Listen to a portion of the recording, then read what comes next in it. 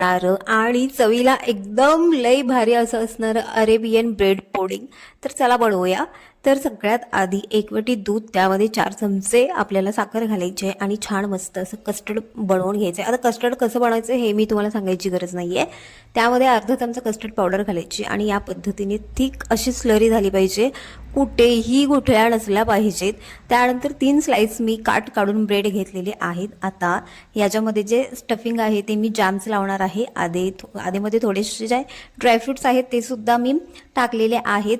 तर पहिला ब्रेड ठेवायचा, त्यानंतर थोडंसं कस्टर्ड जे आपण बनवून घेतलं होतं ते घालायचं आहे. त्यानंतर सेकंड लेअर सेम तशीच करून घ्यायची. त्यानंतर प्लेनवाला ब्रेड ठेवायचं आणि जे काही आपण कस्टर्ड करून घेतलेलं होतं ते यावरती ओतायचं आहे आणि आपल्याला जसे आवडतील तसे ड्रायफ्रूट्स आणि टुटी फ्रुटी घालून मस्त असं एन्जॉय करायचे. फ्रीजमध्ये ठेवून थोडंसं थंड करून घ्यायचं आणि खायचं आहे. रेसिपी कशी वाटली नक्की सांगा. ओके.